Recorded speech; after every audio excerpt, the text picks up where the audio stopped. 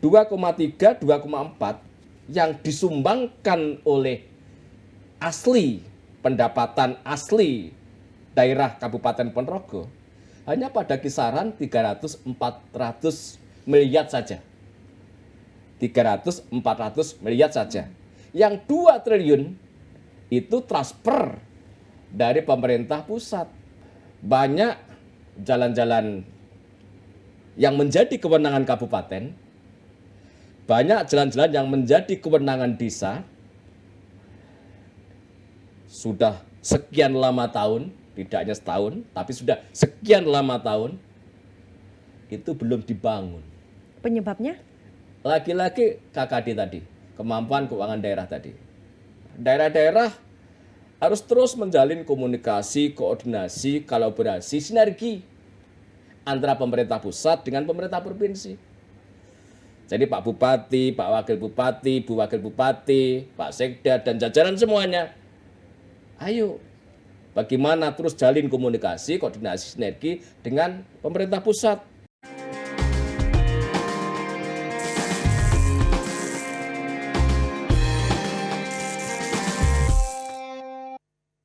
Assalamualaikum warahmatullahi wabarakatuh. Halo dulur-dulur Jawa Timur, senang sekali kita kembali bersama dengan saya Tania Anandita dalam program Jatim Channel Podcast DPRD Provinsi Jawa Timur. Kali ini narasumber saya adalah sosok anggota Dewan DPRD Provinsi Jawa Timur dari Komisi D DPRD.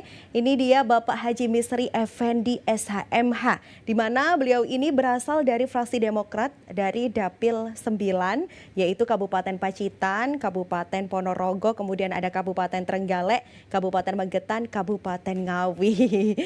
Kang Ri ya saya panggilnya ya. Betul. Kang Ri, apa kabar hari ini? Alhamdulillah, kabar baik, kabar sehat, salam untuk kawan-kawan. Alhamdulillahirabbil alamin. Iya. Kang Ri, saya mau minta ceritanya dari Kang Ri dulu. Siap. Gimana perjuangannya sampai dengan bisa duduk setahun lamanya ya di kursi DPRD Provinsi Jawa Timur? Iya, kebetulan sebelum saya mendapatkan mandat atau amanah mewakili Dapil 9, Ponorogo, Pacitan, Trenggalek, Ngawi, Magetan, kami sudah berkecimpung di dunia politik ini sejak 2004 sampai 2020 di DPRD Kabupaten Ponorogo. Selama saya menjadi wakil 20 tahun di Kabupaten Ponorogo, tentu banyak hal yang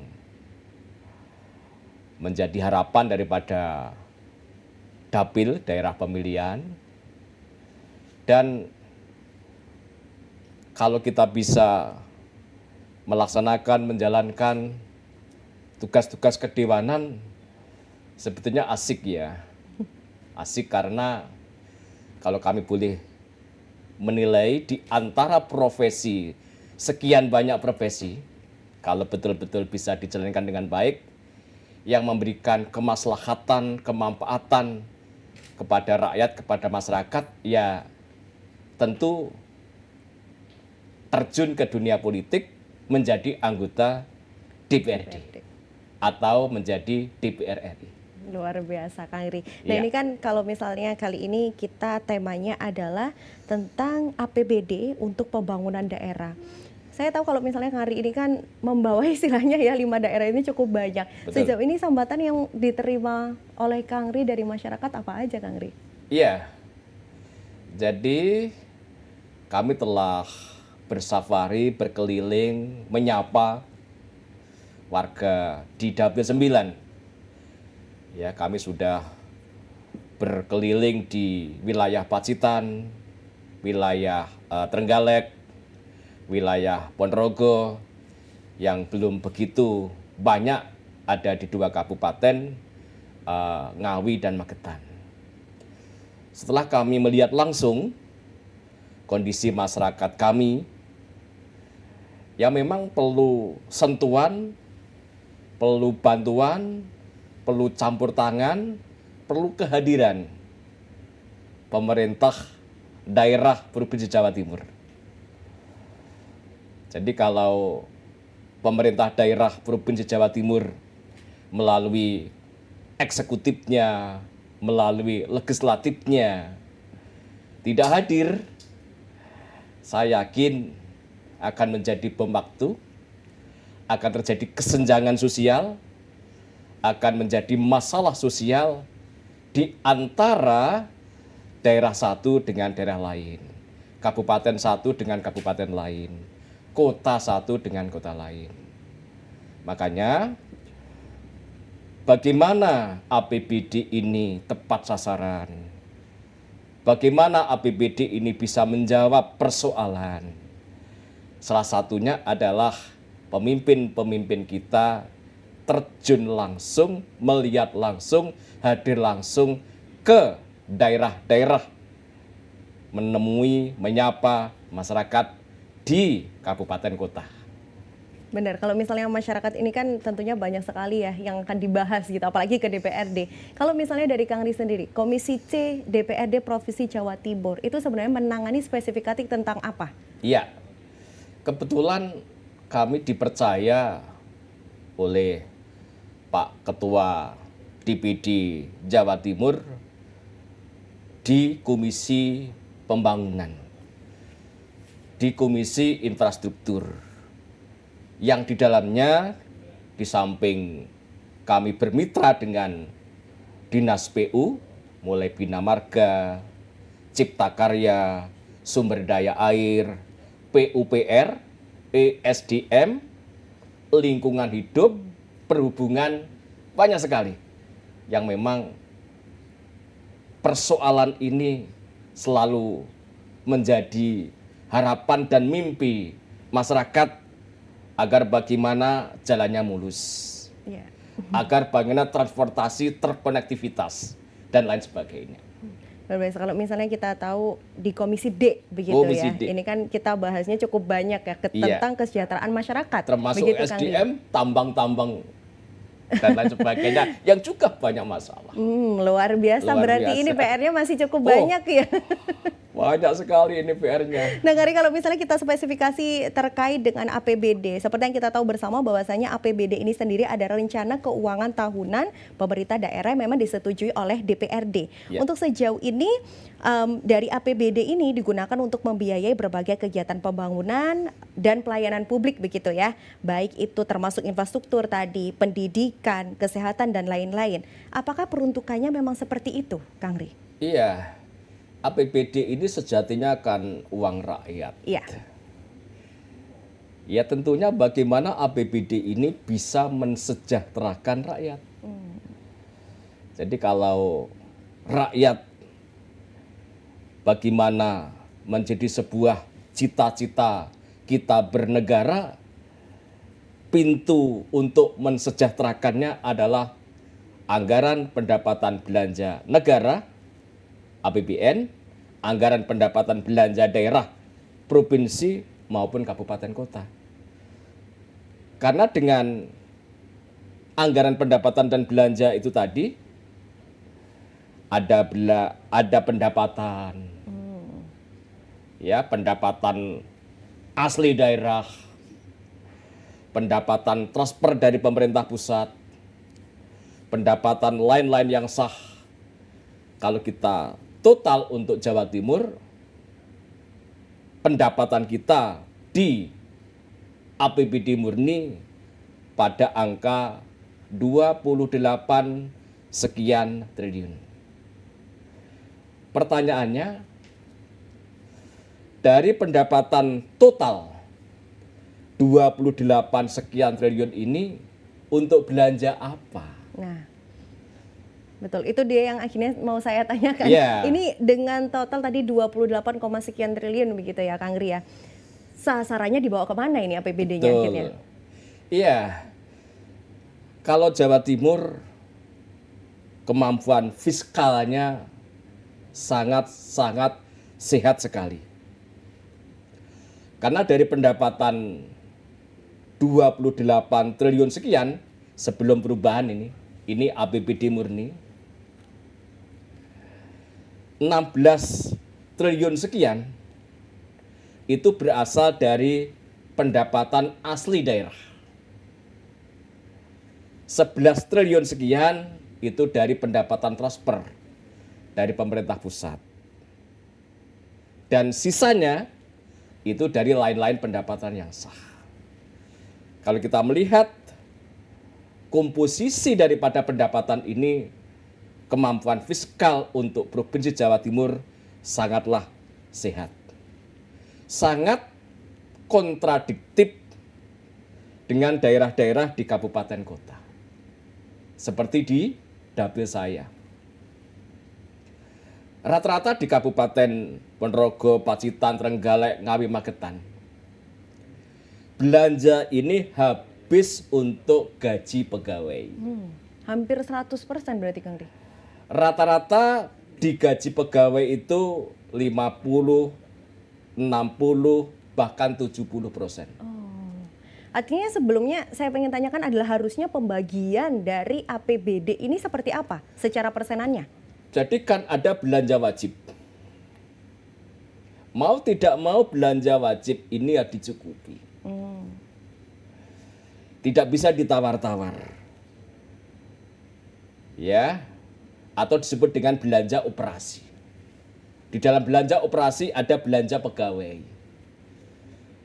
Jadi sebelum kita membelanjakan kepada belanja modal,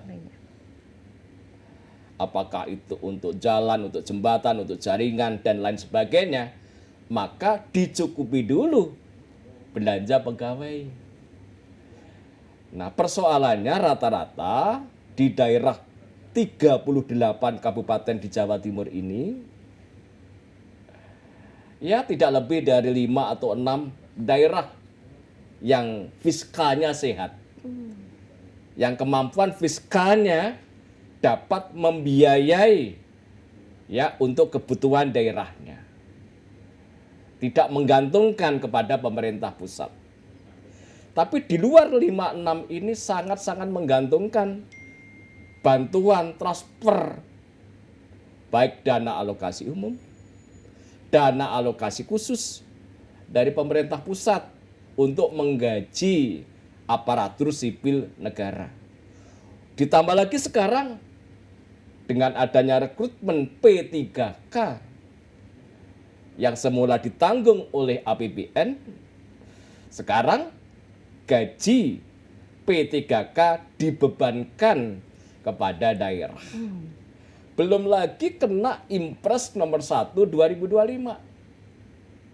Efisiensi. Sehingga banyak daerah-daerah yang fiskalnya tidak sehat, kena efisiensi, ada yang 30 miliar, ada yang 50 miliar, ada yang 100 miliar. Sehingga daerah rata-rata tidak bisa membangun, apakah itu jalan, apakah itu jaringan irigasi, atau yang lain. Lebih untuk gaji pegawai.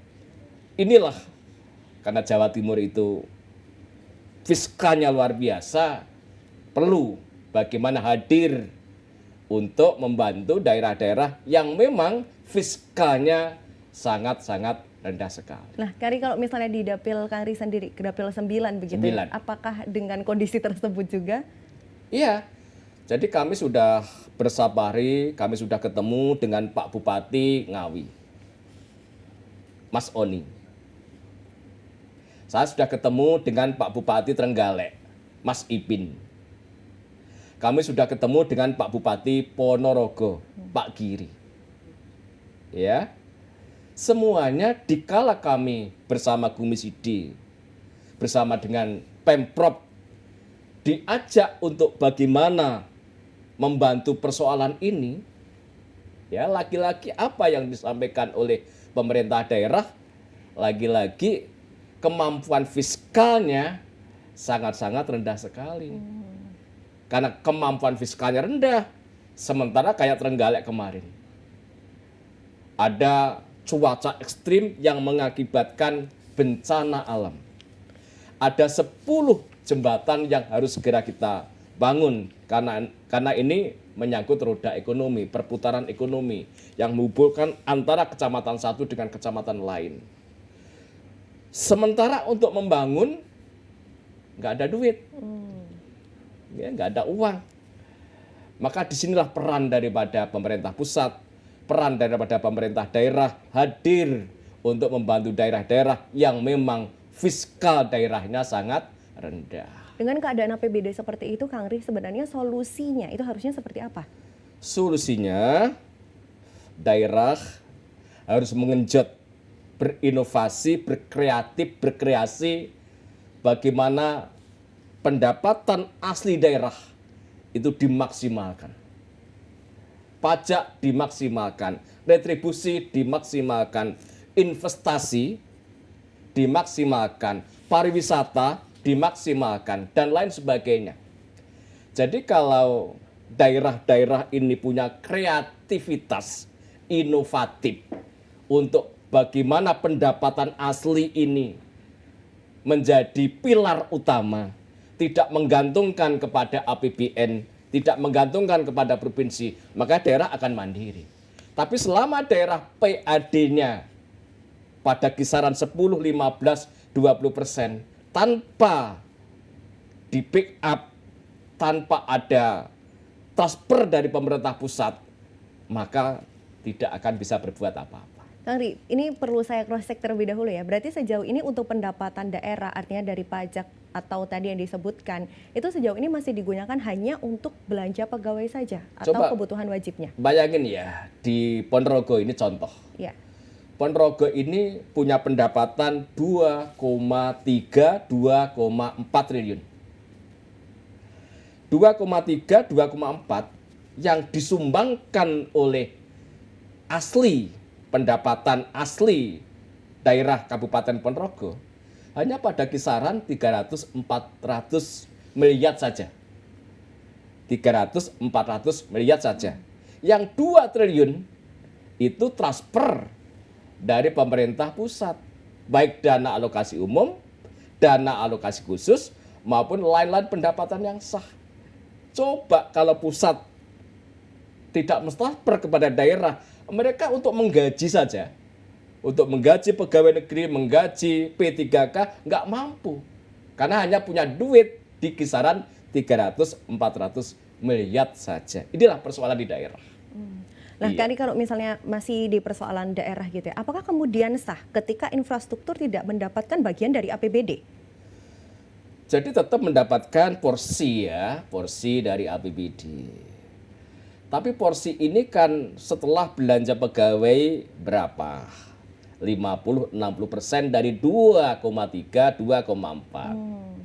Pendidikan berapa? Perintah undang-undang minimal 20%. Itu perintah undang-undang. Kesehatan berapa?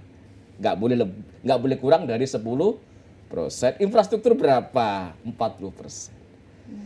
Nah, bagi daerah-daerah seperti kami, Ponorogo, karena belum masuk ke 40%, maka nggak bisa daerah Ponorogo memberikan bantuan kepada pemerintah desa yang namanya BKKD. Mengapa? Karena untuk belanja wajib yang namanya infrastruktur nggak mencukupi. Inilah persoalan-persoalan yang memang harus kita pecahkan bersama antara pemerintah pusat, pemerintah provinsi, dan pemerintah kabupaten. Nah, itu tadi yang dari tadi dia sekarang Kang Ri kan memang dari daerah gitu ya. Betul. Secara APBD memang kurang ya, bisa bilang seperti Betul. itu. Tadi juga sempat di-mention kalau jumlah APBD Provinsi Jawa Timur sebanyak 28, sekian triliun. Betul. Bantuannya kepada daerah seperti apa itu, Kang Ri? Iya. Jadi memang mindset harus kita rubah. Kawan-kawan yang ada di Pemprov ini. Selama masih ego sektoral, ya, ini bukan urusan Pemprov, ini urusan kabupaten, nggak akan selesai. Jadi selama pola pikir pemerintahan, termasuk kami ya, pemerintahan itu termasuk DPRD, mindsetnya masih ini bukan urusan Pemprov, tapi urusan kabupaten kota, maka masalah-masalah yang ada di kabupaten kota tidak akan selesai. sebetulnya oleh undang-undang dikasih ruang untuk bagaimana membantu pemerintah kabupaten kota, pemerintah desa. Caranya bagaimana? Caranya sama kayak pemerintah pusat memberikan transfer kepada pemerintah daerah. Pemerintah provinsi bisa membantu pemerintah kabupaten kota melalui bantuan keuangan kepada kabupaten kota. Ya, tapi memang harus betul-betul dipastikan bantuan ini tepat sasaran. Harus ada verifikasi yang matang. Harus ada survei yang matang. Benar enggak usulan yang disampaikan oleh pemerintah kabupaten kota, Pemprov harus membantu ini. Jadi diteruskan tim untuk memastikan memang layak untuk mendapatkan bantuan dari pemerintah provinsi untuk menghindari masalah-masalah di kemudian hari. Kalau sejauh ini dari Provinsi Jawa Timur sendiri, Kang Ri, seperti apa yang dilakukan? Iya, jadi pemerintah provinsi itu sudah berjalan. Bantuan-bantuan keuangan kepada pemerintah kabupaten kota itu sudah berjalan. Hanya memang perjalanan ini kan tidak mulus kan. Tentu ada kerikil-kerikil tajam, ada ombak-ombak besar, ada batu-batu karang. Nah, bagi kami ini bukan kemudian menjadi masalah. Tapi bagaimana ini malah akan kita manage untuk menyelesaikan masalah. Kalau memang kemarin ada kekurangan, ya dievaluasi. Apa kekurangan kemarin? Bukan kemudian ya menghentikan daripada bantuan itu kepada pemerintah kabupaten kota. Mungkin regulasinya dibikin yang rejik begitu. Aturannya dibikin yang betul-betul teknis sehingga tidak mengurangi daripada ya persoalan-persoalan di daerah kabupaten kota yang mengakibatkan Pemprov ya akhirnya sedikit ada ya Kejang-kanjing ya. iya kehati-hatian terkait dengan itu. Dan saya setuju, kehati-hatian ini penting. Makanya lagi-lagi terkait dengan bantuan ini saya setuju melalui sebuah mekanisme yang benar, SIPD yang benar, dikelola dengan benar sehingga di kemudian hari tidak ada masalah. Ya. Kang Ri, ini kan perjalanan kita juga masih panjang, kita boleh minum dulu boleh, sebelum kita boleh. melanjutkan. Ya. Okay. Monggo, saya persilahkan.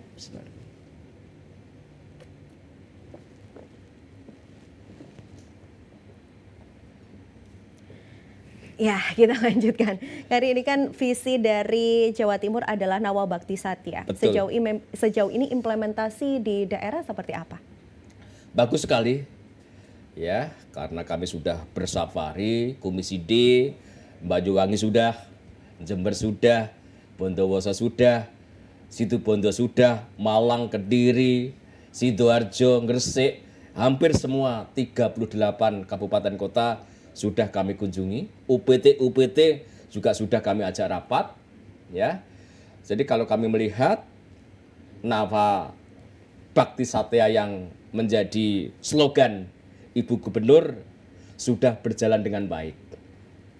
Hanya memang ya beberapa daerah perlu kita support dari Pemprov karena masih banyak masuk di kriteria daerah miskin ekstrim.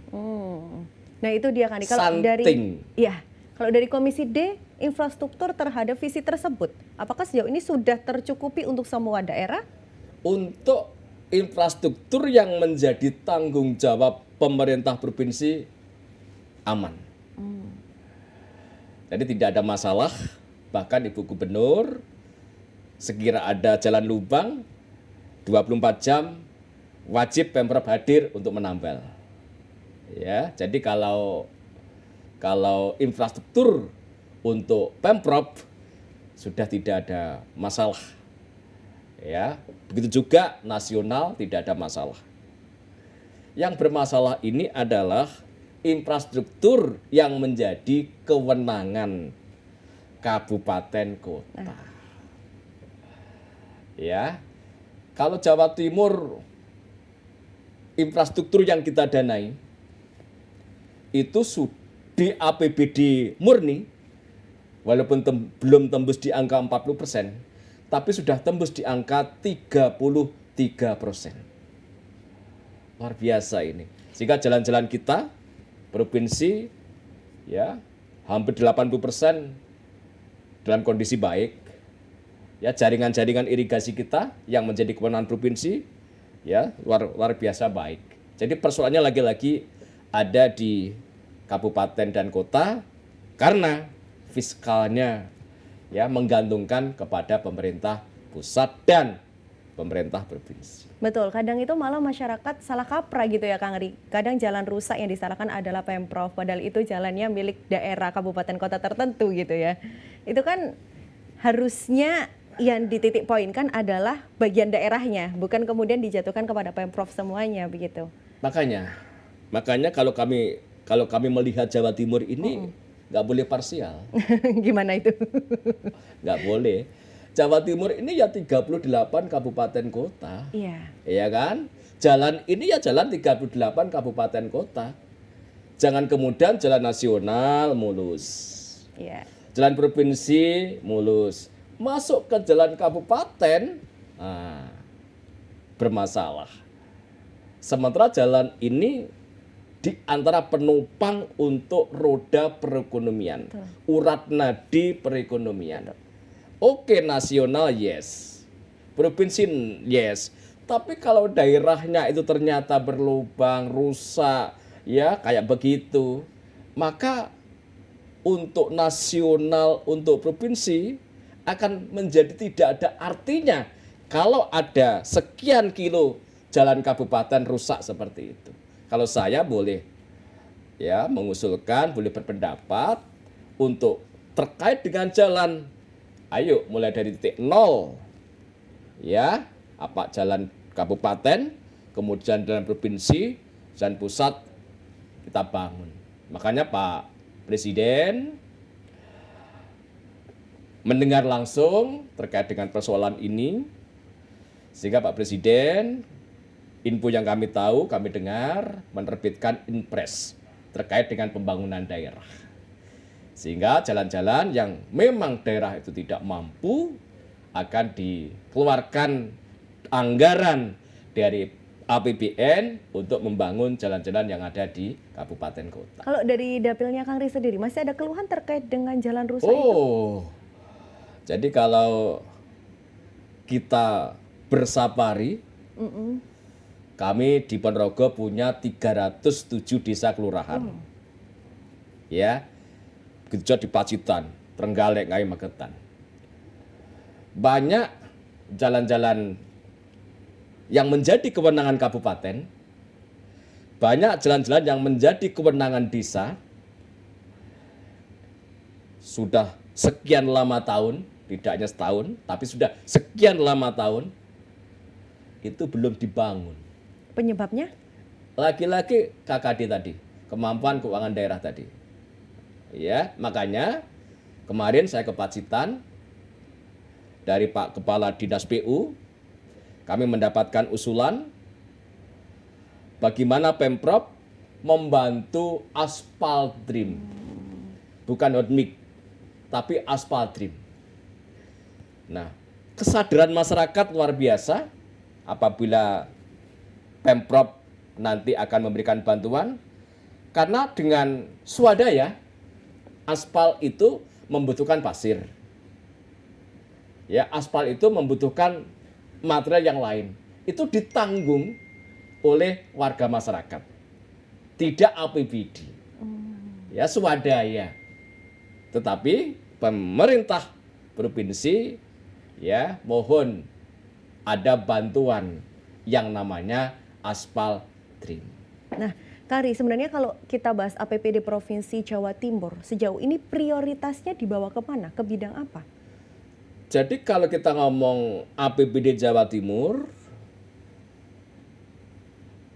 dari 28 sekian triliun, untuk belanja Provinsi Jawa Timur pada APBD murni, itu tembus di angka 29 triliun defisit. Ya. Tapi nanti akan kita tutup melalui silva.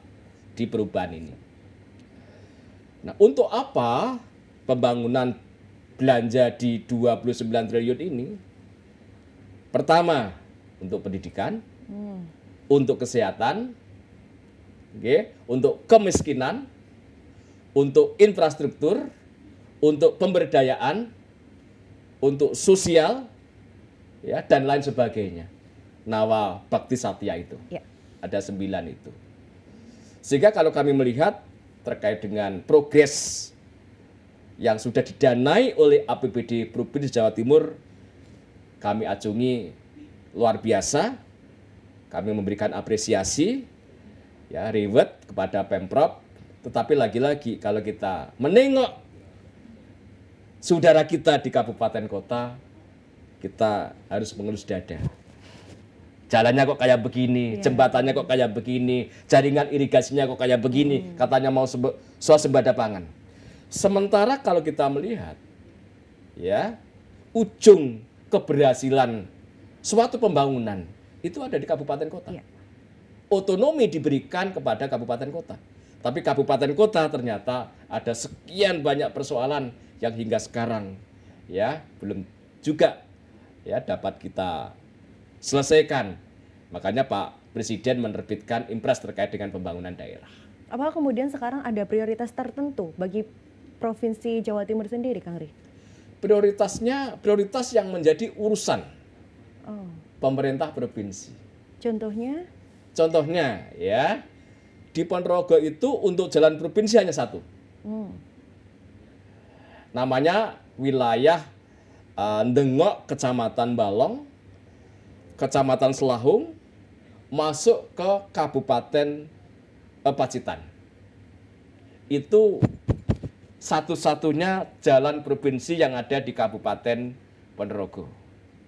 Sementara Ponorogo ini ada 21 kecamatan. 21 kecamatan. Ada 307 desa. Begitu juga Pacitan. Begitu juga Trenggalek, Ngawi, dan Magetan. Nah, jadi apa yang dibangun oleh provinsi lebih sedikit dibandingkan dengan jalan-jalan kabupaten yang menjadi urusan kabupaten. Berarti artinya kalau seperti ini, ya, kabupaten kota itu tidak bisa jaga lah ya istilahnya, ya, Kang Ri, kepada provinsi, ya? Iya. Jadi memang disinilah yang harus sama-sama kita fahami, ya, mengapa di Indrapura itu ada daerah-daerah pemilihan. Iya. Ada 14 daerah pemilihan. Ya, biar pembangunan ini merata kepada 14 daerah pemilihan. Ya. Dapil 1 tentu memperjuangkan sesuai dengan daerah pemilihannya. Kami Dapil 9 tentu juga memperjuangkan di 5 kabupaten yang menjadi daerah pemilihan kami. Sehingga anggaran belanja 29 triliun sekian itu bisa merata di 38 kabupaten kota. Sebetulnya makna daripada 5 tahun kita melaksanakan pemilu ada dapil itu seperti itu. Tapi lagi-lagi pemahaman ini harus juga diimbangi kawan-kawan yang ada di birokrasi, kawan-kawan yang menggunakan teknokratis, sehingga apabila kita melihat di perencanaan, ya kan, ada dari kami kan setiap tahun 3 kali reses. Kami menampung, memperjuangkan aspirasi masyarakat sesuai dengan sumpah jabatan kami pada saat dilantik. Di teman-teman eksekutif melalui musrenbang, ya kan, melalui teknokratis. Nah, apabila 2 ini, ya, anggaran 29 triliun itu bagaimana, ya, bisa menampung persoalan baik dari reses, jaring aspirasi, maupun dari musrenbang, saya yakin pelan tapi pasti persoalan-persoalan di daerah akan dapat kita selesaikan. Oke. Nah, saya yakin. Jadi berarti kan ini ujung tombaknya tetap di daerahnya masing-masing begitu Iya. ya. Tadi seperti yang Kang Ri jelaskan juga, bahkan di Ponorogo cuman bisa menghasilkan APBD sejumlah 300 padahal kebutuhannya 2, sekian miliar Betul, begitu betul. kan. Nah, kemudian gimana solusi dari Kang Ri, menurut Kang Ri ya, untuk bisa menaikkan APBD bagi kabupaten kota? Iya, jadi kami sering ya sharing dengan Pak Bupati kami, Pak Giri.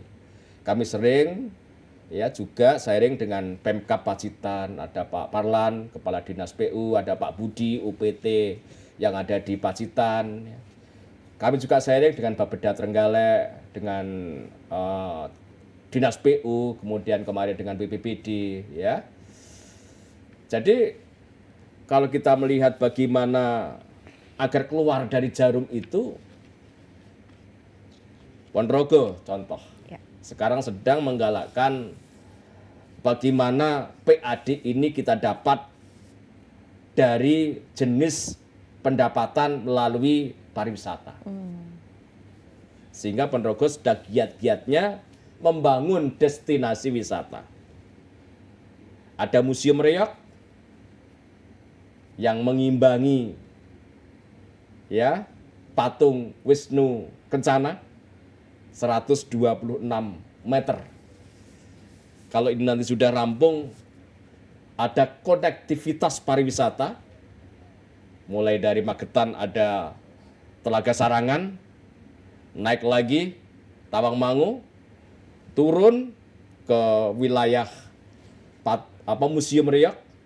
Kami juga ada destinasi terkait dengan religi, ada Pondok Gontor, ya, ada makam ya Ki Ageng Besari, Masjid Ki Ageng Besari, kemudian ada makam Doro Katong.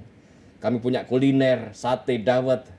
Kami punya wisata alam, kami punya wisata budaya, reok dan sebagainya. Begitu juga Pacitan dan Trenggalek. Makanya kemarin waktu kita rapat dengan perhubungan Transjatim, kami mengusulkan Transjatim ini luar biasa karena dapat mendongkrak roda perputaran uang, perputaran ekonomi.